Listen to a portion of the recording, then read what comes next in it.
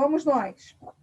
Semana passada, nós começamos o capítulo 1, semana passada ou retrasada, livro 4, capítulo 1, onde eu falei que o Papai Noel já está batendo na porta da casa de cada um, pedindo para pendurar a meiazinha, colocar a cartinha, e começamos o quarto bimestre. E estamos dando tchau, cada um, para curtir seu Natal, seu Réveillon, Carnaval, que não vai ter, e começarmos a estudar já ano que vem, com o novo normal. E aí falamos sobre os movimentos da Terra, de rotação e translação, falamos sobre as zonas climáticas, falamos sobre os eclipses, eclipse solar, eclipse lunar. Pedi para que fizessem exercícios. Vocês fizeram? Quando todos se calam, eu tenho até medo. Gabriel Fernandes vai virar e falar assim: esqueci, professora. O Matias vai fazer assim, ó. Esqueci, professora, desculpa. Aquele do final? Oi?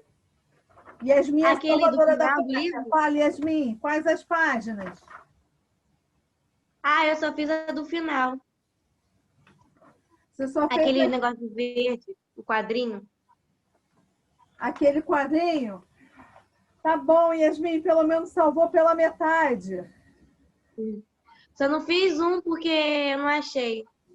Tranquilo. Eu também fiz o dos quadrados, só que foram só alguns, eu não cheguei a fazer todos.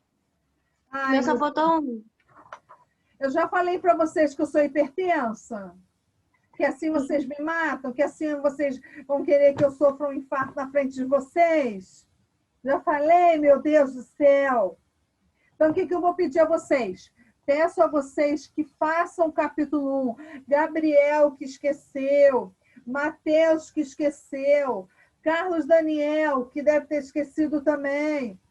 Peço a vocês que, por gentileza, pelo amor de Deus, que Papai do Céu abençoe a mente de vocês e não deixe vocês esquecerem para fazer o capítulo 1 e o 2, que nós vamos ver hoje, para a próxima aula. A próxima aula será correção de exercícios com revisão. Por favor, pelo amor de Deus, tudo bem?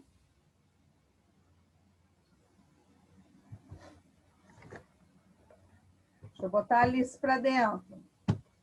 Vamos nós. Deixa a Alice entrar. A Alice vai entrando e vai escutando a nossa aula. Matias, não esqueça de ligar assim que acabar de tomar café, por gentileza. O capítulo 2... Bom dia, Alice.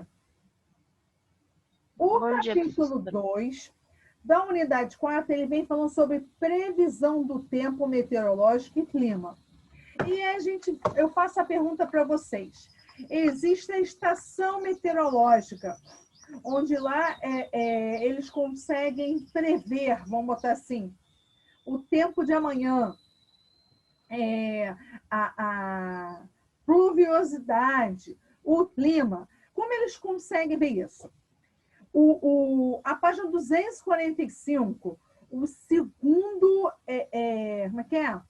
Segundo capítulo, não, como é que é? Segundo parágrafo, ele vem falando assim, olha, acompanhar as condições do tempo também é muito importante para setores como agricultura, pesca, transporte e energético. Pois, dependendo dos níveis de chuva ou das temperaturas, toda uma safra pode ser perdida.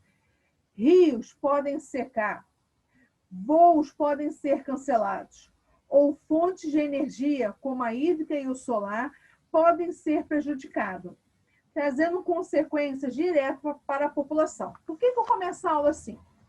A gente sabe o seguinte, que, por exemplo, Pantanal, eu estou batendo sempre na mesma tecla porque existe lá a época da cheia e a época da seca.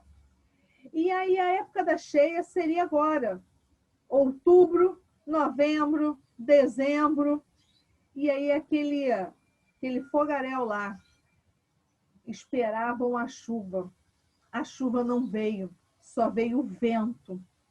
E aí, nisso que veio o vento, espalhou-se mais ainda o fogo. E o desespero volta à tona. Por quê? Como esperavam a chuva, e através das estações meteorológicas não conseguiram, não é diagnosticar, não conseguiram, entre aspas, prever a chuva, começa o desespero. Aí, por isso que eu li esse parágrafo aí também. Tal como é o desespero lá de, vamos botar assim, lá não é Ribeirinhas, né? Mas lá do Pantanal e do entorno, o mesmo acontece com a agricultura, com o voo, com todos, vamos botar assim, que precisam saber o tempo, como vai estar, para que não perca a agricultura, o voo não atrase e outras consequências mais. E a estação meteorológica, tanto que ele vem assim, olha, a área que estuda a atmosfera da Terra e seus fenômenos, ele chama de meteorologia. Tanto que as estações climáticas, as estações meteorológicas, estão aí para prever isso. Através desses estudos, conseguem... Fale, Carlos. Professora, pode me dizer a página do livro? Posso sim, página 245, filho. Através das estações meteorológicas, conseguem prever toda essa situação. E aí ele vem e coloca como uma sub-área da meteorologia, é a climatologia, que é responsável por estudar o clima da determinada região. Porém, também vai estudar também o local e, com base nos dados referentes, em pelo menos 30 anos, conseguem estabelecer padrões e definir o clima da região. Ou seja, ele não vem ali naquele estudo, vamos botar assim, absoluto, vamos botar assim, é o que vai acontecer, é certo por causa disso. Ele afirma que vai acontecer, mas devido aos estudos passados. Há um tempo atrás, as estações meteorológicas, elas erravam equivocavam, né? Equivocavam-se na previsão do tempo. Porque vai passar, está chegando uma frente fria e vem chuva. E aí, do nada, entre aspas, né? No dia seguinte, vinha aquele frio, aquele ventinho geladinho, e à tarde vinha aquele sol escaldante. E aí, cadê a chuva? E conforme aprimoramentos, eles conseguiram entender que não se pode estudar, não se pode prever com aqueles dados ali, daquele momento, e sim com dados do passado comparando aos dados do presente. E aí te dar a certeza. Isso, eu falo para vocês que há um bom tempo atrás eles erravam. Depois, não mais. E aí esse capítulo, ele vem falando sobre isso. Ele vem explicando para vocês que a meteorologia tem a sua importância, tal como a climatologia. E aí, na página 247, ele vem falando que existem situações que são envolvidas, vamos botar assim, na previsão do tempo meteorológico, como a temperatura, pressão atmosférica, ventos, umidade relativa do ar e a precipitação pluviométrica. E vem explicando cada um deles. Quando ele vem e fala da temperatura. Quando ele fala de temperatura, que é o primeiro, ele fala em relação ao aquecimento da Terra. Ele fala em relação à radiação solar. Quando ele fala de radiação solar, ele fala também de aquecimento do solo. Então, ele vem e completa para vocês o seguinte, que a temperatura, ela tem a mínima e a máxima. E essa variação, ela existe devido ao movimento de rotação da Terra e a inclinação dos raios solares. Isso é que ele vem explicando para vocês em relação à temperatura, a essa variação de temperatura. Em relação à pressão atmosférica, ele faz uma comparação pressão atmosférica com altitude.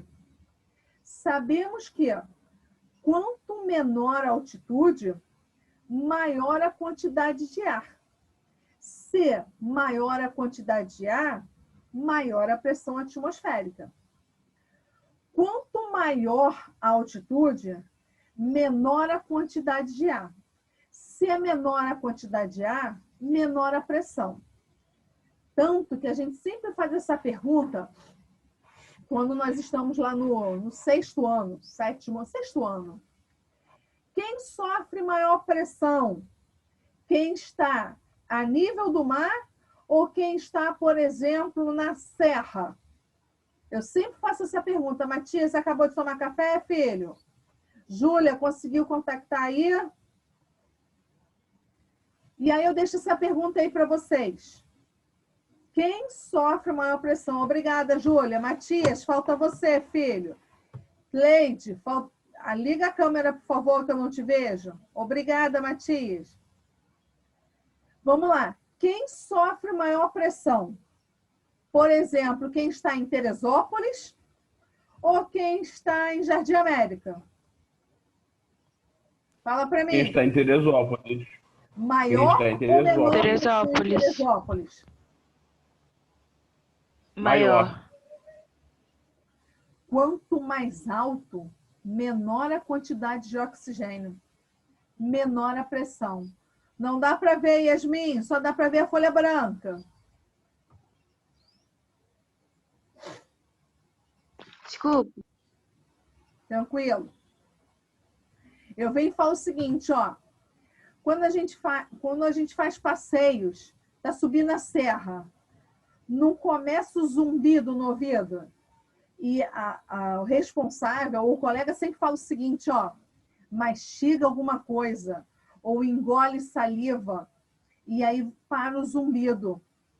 O que isso acontece?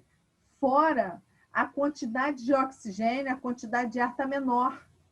E aí a pressão é menor.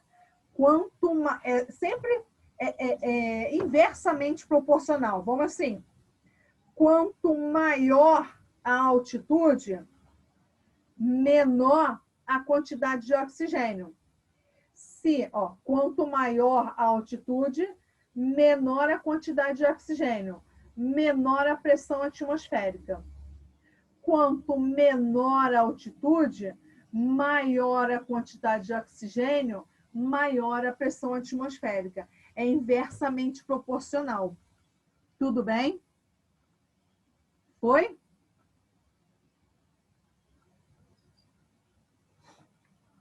E aí, ele vem na página 248, ele fala do vento. E aí, ele vem e fala o seguinte, ó, a movimentação entre diferentes pressões é o que causa, vamos botar assim, que produz o vento. Que a gente sabe o seguinte, ó, quando a gente está lá no quarto ano, a gente aprende que o que é o vento? Não é o ar em movimento? Sempre a gente escuta isso. O que é o vento? É o ar em movimento. E aí, se nós temos maior quantidade de ar, eu tenho maior quantidade de vento. Se eu tenho menor quantidade de ar, eu tenho menor quantidade de vento.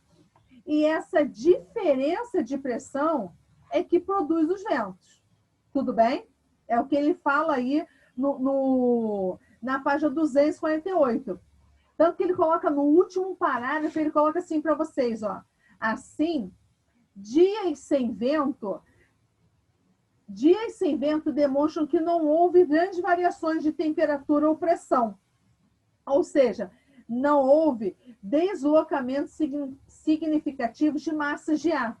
É quando você está lá, está um sol radiante, a temperatura está muito quente, e aí quando a gente sente um ventinho ou outro, é aquele vento seco, é aquele vento que a gente fala que não é nem vento, né? Caramba, Professora. passou um mormaço aqui agora. Professora. Oi, Carlos. Você tá onde que eu me perdi? Oi, filho. Você tá onde? Estou na página 248.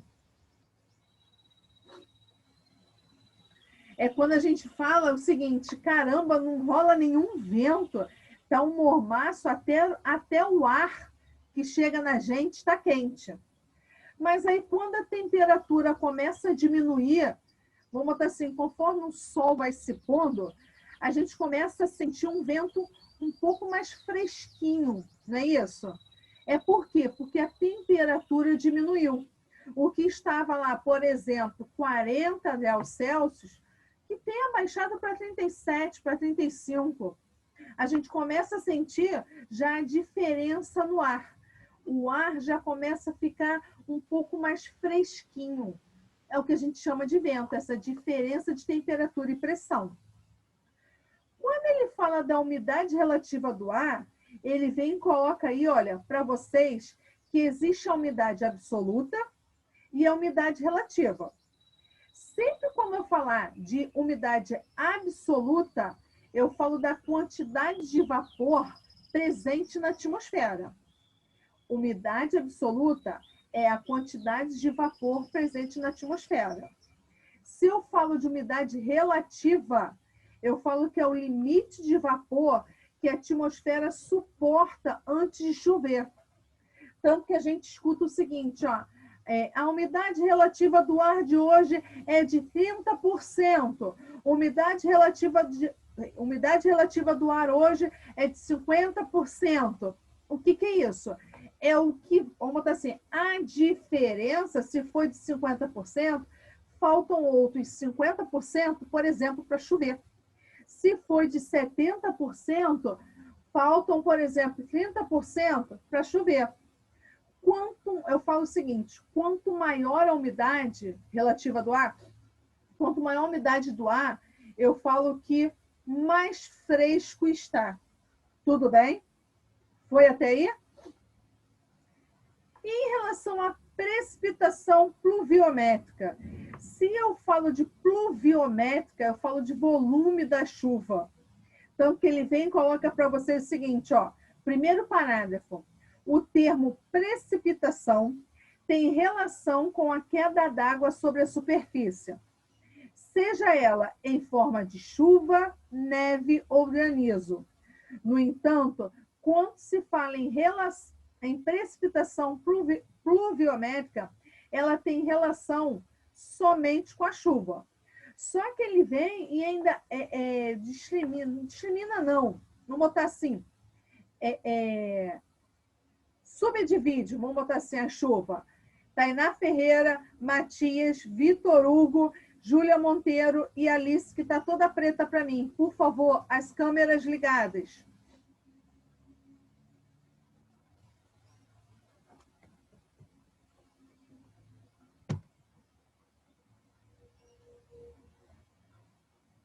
Falta Vitor Hugo, Júlia e Alice, por gentileza.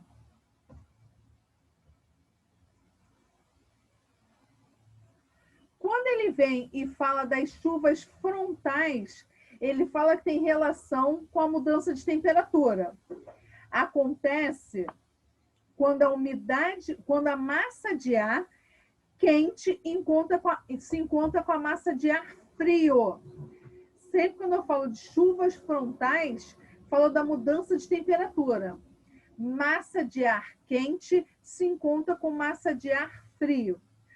Quando ele fala da orográficas, ele fala que ocorre quando massa de ar, as chuvas orográficas ocorrem quando massas de ar, por diferença de pressão, deslocam-se para altas altitudes, perdendo temperatura, se condensando e gerando chuvas finas. Ou seja, quando eu falo de chuvas frontais, eu falo de massa de ar quente se encontrando com massa de ar fria. Quando eu falo das chuvas orográficas, eu falo da relação de altitude. Quanto mais alto, menor a pressão. Pensem sempre isso. E ele fala também das chuvas convectivas. O que são chuvas convectivas? Ele fala em relação à temperatura. quando ocorre a elevação da temperatura, ocorre maior evaporação. E o que acontece? Lembra lá do ciclo da água, do ciclo hidrológico? Quanto mais água evapora, mais água, entre aspas, se condensa e pode vir maior quantidade de chuva. Lembram disso? Ciclo hidrológico. Tanto que ele vem e coloca assim para vocês, ó. Já as chuvas convectivas ocorrem quando há grande elevação de temperatura e, consequentemente, uma maior evaporação. Quando o vapor sobe e se resfria, condensa-se e cai sobre a região em forma de chuvas fortes. E na página 251, ele vem finalizando o capítulo falando sobre os instrumentos usados para a previsão da temperatura, os instrumentos usados para a coleta de dados. Ele vem e fala o seguinte, ó, termômetro. Sempre quando eu falar de termômetro, eu falo de temperatura. Se eu estou usando lá o termômetro para a coleta de dados, eu falo lá que são instrumentos usados para medir a temperatura instantânea do ar. É só lembrar do termômetro que coloca lá embaixo do seu braço, do termômetro que coloca na sua testa. Para alguns bebês, no termômetro na chupeta. Ou seja, eu estou medindo a temperatura, nesses casos, né, do corpo naquele momento. Se eu estou falando da coleta de dados, eu falo da temperatura do ar. Os barômetros. Sempre quando eu falar de barômetro, eu falo de medição de pressão atmosférica. Termômetro, temperatura, barômetro, pressão atmosférica. Se eu falo de biruta, eu falo que eu estou indicando a direção dos ventos. Biruta é a direção dos ventos. O Carlos Daniel lembrou logo da tia. E a professora tá biruta, tá maluca. Não, Carlos, se eu estou falando da biruta aqui, eu estou falando que está indicando a direção do vento. Diferentemente do anemômetro. O anemômetro, ele está ali medindo a velocidade dos ventos. Tudo bem? Biruta é a indicação, é a direção. E anemômetro é a velocidade. E para finalizar aí, ele colocou hidrômetro e pluviômetro. Se eu falo do hidrômetro com G, tá bom? Não é hidrômetro com D, não. H-I-D-R. É H-I-G-R. Eu falo que ele está ali, olha, para medir a umidade relativa do ar. O hidrômetro com G é para medir a umidade relativa do ar. E para finalizar, pluviômetro. Pluviômetro é para medir a quantidade de chuva. Tudo bem? E assim finalizamos o capítulo 2, onde vocês terão as páginas 254, 255, 256 e 257 para serem feitas para a próxima aula. Matheus Pinho colocou a mãozinha aí para mim. A mãozinha para falar que graças a Deus acabou, ou que você, graças a Deus, você não vai esquecer do exercício que tem que fazer. Sem comentários. Tá bom, Matheus. Muito obrigada. A tia também te ama muito, tá bom? Deixa eu pedir uma coisa a vocês. Perguntar, alguma dúvida em relação ao capítulo 2? Sobre previsão do tempo meteorológico e clima? Capítulo 2 é molezinha. Não, professora. É molezinha, né? Então, deixa eu pedir uma coisa a vocês. Já que alguns fizeram a página 243 sobre os movimentos da Terra, vamos corrigir a página 243, aquele quadro do capítulo 1. Vamos sim, vamos com todo carinho e amor.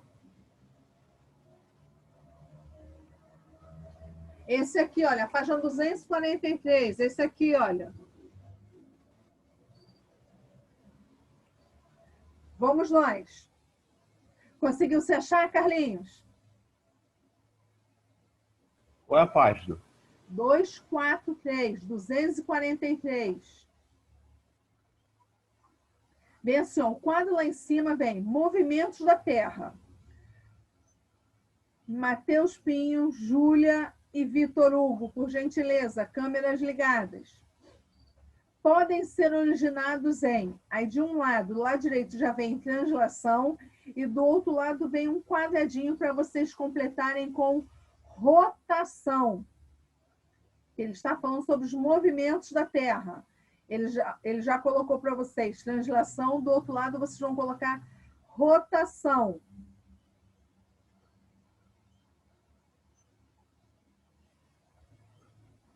Fale, Yasmin.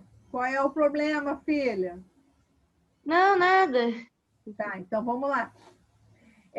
Movimentos da Terra podem ser organizados em rotação e translação. Rotação para a esquerda, responsável por dias, noites e um quadradinho branco que vocês vão colocar fusos horários. No quadradinho de baixo, vocês vão colocar fusos horários.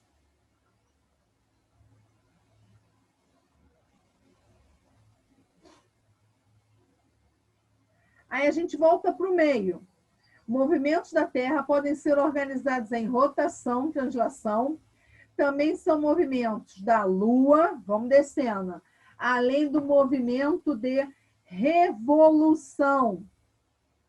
Vocês vão completar com esse quadradinho aí do meio, que está em branco, com a palavra revolução.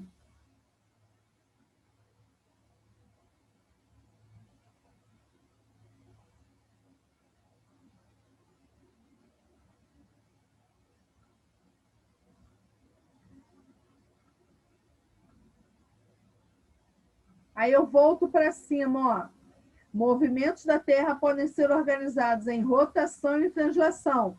Para a direita, quando ele vem falando da translação, responsável por, ele já completou para vocês estações do ano. Embaixo vocês vão colocar zonas climáticas. Translação, responsável por estações do ano e zonas climáticas.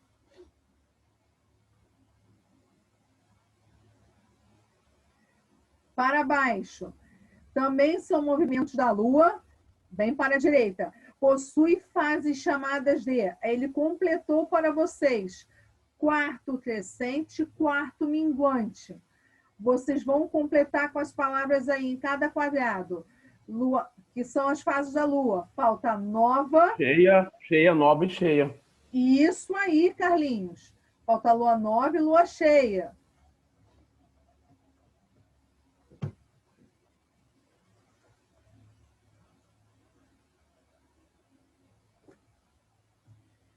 Thalitinha, são todas as questões, todas as páginas do capítulo 1 e do capítulo 2. Cadê a Thalita? A Thalita está apagada. Thalita e Gabriel Fernandes não estão aparecendo para mim, queridos. Obrigada, Thalitinha. Aí lá em cima ele coloca assim, ó, movimentos da Terra, e vem uma seta cá para baixo, uma linha cá para baixo.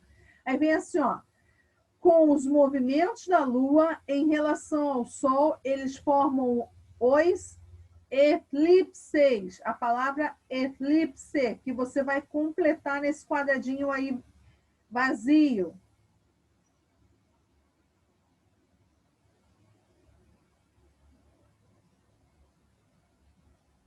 Aí ele vem e coloca para vocês que podem ser dos tipos. Ele completou com o lunar, falta o de cima, que é o... Qual é o eclipse, Carlinhos? Além do lunar. Eclipse solar. Solar. Isso aí, obrigada. Aí no solar, ele já completou. Podendo ser total ou Então, parcial. quadradinho. Aí um quadradinho. No lunar, Está faltando o penumbular, que ele já colocou, olha, o lunar podendo ser parcial, total e tem um quadrado em branco. O quadrado em branco é penumbular.